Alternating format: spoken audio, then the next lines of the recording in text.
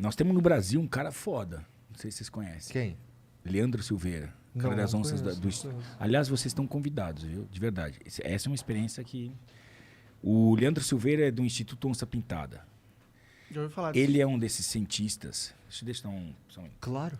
Manda-lhe ver. Ele é daquele grupo de cientistas que...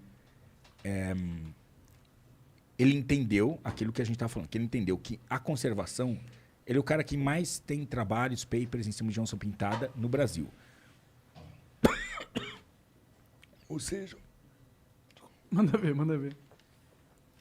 Momento rapé. Ou seja, o cara é o cara que tem, como 50% das onças do mundo estão aqui, Ah, ele é, é? o maior, Não sabia ele é desse o maior pesquisador de onça pintada Do mundo. do mundo.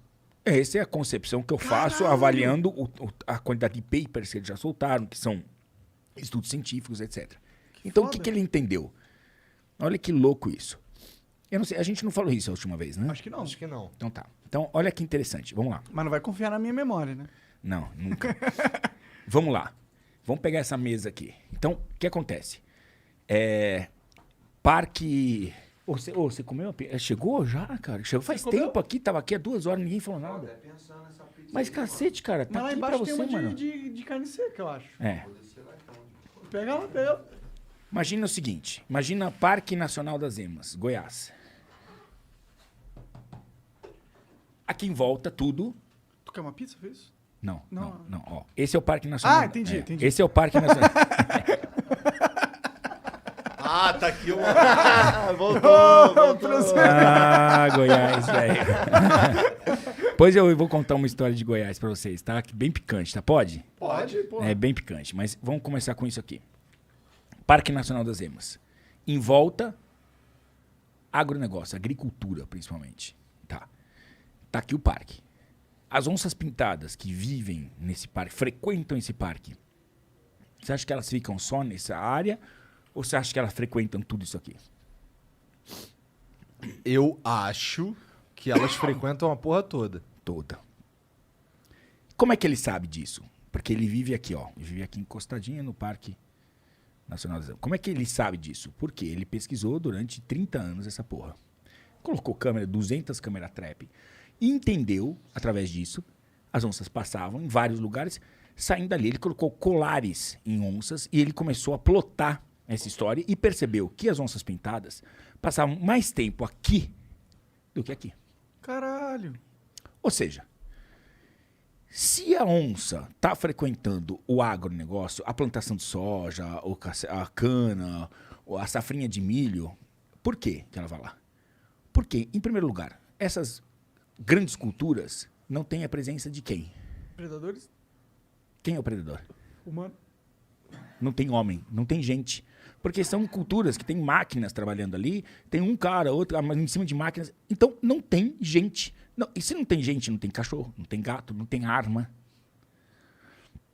Então, as onças estão ali. Se eu quero conservar essas onças, com quem eu tenho que falar? Eu tenho que abrir diálogo com quem? Com os caras do agronegócio. Porra, a onça tá mais aqui que aqui. É. Total. Eu tenho que conversar com esses caras aqui para proteger esse bicho que tá aqui. Esse é o pensamento desse cara. Só que assim, o que ele faz hoje? Ele tem um canal que tá bombado, inclusive, de YouTube, de Instagram. E o que ele faz? Facebook. Ele usou as onças, ele tem lá uma série de onças que são com destino... que elas sabem, ele faz reprodução de onças que ele sabe a origem, porque a onça parece que é a onça de qualquer lugar, mas a onça amazônica é diferente da onça do Pantanal, é a mesma espécie, mas ela tem características. Você vai no Pantanal, a onça tem uma cabeça desse tamanho enorme, pesa o dobro de uma onça que vive na Amazônia. Por quê? Porque a onça pequena, na Amazônia, ela tem que andar no meio das árvores, tem que ser menor do que um bicho que vive num campo. Faz Bicho sentido. maior, entendeu? E aí, ele entendeu. Eu nem sei o que eu tô falando aqui. Tô brincando, tá?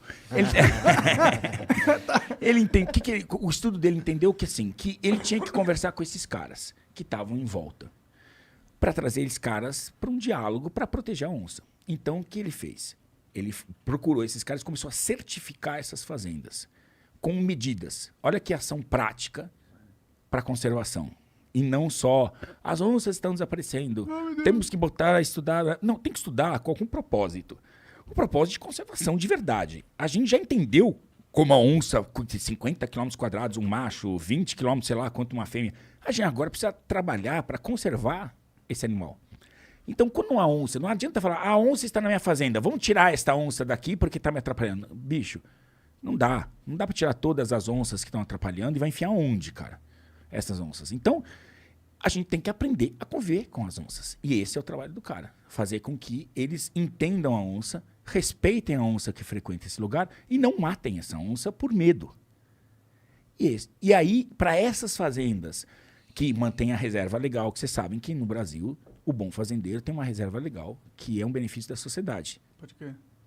Isso não existe em outro lugar do mundo, Isso existe é, no pra Brasil. cada pedaço que ele A nossa cultiva- lei ambiental é do caralho. Pra cada pedaço que ele cultiva, ele tem que ter um pedaço que ele não cultiva. Exato. E que ele tem que manter, e que ele tem que preservar, e tem que, assim, proteger, fazer acero, quer dizer, proteger contra o fogo, não deixar ninguém caçar. É responsabilidade dele, mas é um benefício da sociedade. População, sim.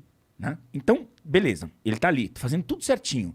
Esse cara, o que ele faz? Ele mete um selo dizendo, esse cara é legal. Esse selo passa a ter valor por quê? Porque eu sentei do lado, uns 3 anos atrás, de uma mulher que veio dos Estados Unidos, que só falava inglês e, por sorte, caiu do meu lado. E eu comecei a... Ela era diretora de florestas do McDonald's. Caralho. O que ela estava fazendo aqui? A pressão do povo fala assim, pô, eu gosto de hambúrguer. Pode gostar de hambúrguer. Só que eu quero saber se esse hambúrguer vem de área de conflito. Se esse hambúrguer vem de uma carne que vocês compraram mais barato e estão ganhando... Não, eu quero que sejam de fazendas que tenham uma preocupação ambiental. Cara, que excelente. Pegar isso... Nem sabia que existia uma mina dessa do Mac. Tipo, o McDonald's tem Eu uma também não gestora tinha de ideia. floresta. What the fuck? Diretora de florestas. Atendendo ao anseio de uma população que está consumindo e que quer respostas, e eu acho isso excelente. Não é parar de comer carne, é pressionar para que aquela carne saia de um lugar que seja bacana e que esteja legal, em termos legais mesmo, e que esteja funcionando, enfim. E aí ele mete esse selo. E esse selo, ele credencia essa fazenda para que o McDonald's compre daquela fazenda que leva em consideração todas aquelas premissas que para ele são importantes para a conservação da onça. E como ele é uma referência mundial, o McDonald's compra esse selo. Fala assim, eu confio em você. Pode crer.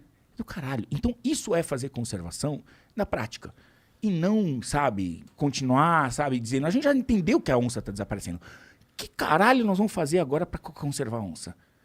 Porque a onça é o pico, é a ponta da pirâmide. Se existe onça, existe todo o resto. Porque a onça só está no lugar onde está o resto. Então, quando você pega um bicho guarda-chuva como esse, de importância ecológica como esse, você sabe que se ela está ali, todo o resto está ali, entendeu? Eu sou meio ignorante. Por que a onça tem essa característica? É porque ela é um predador, então tem que ter todo o ecossistema É para um topo de cadeia, exatamente. Entendi. Quando tem o topo de cadeia é porque você não sustenta uma pirâmide, uma ponta do pirâmide, se você não tem uma base.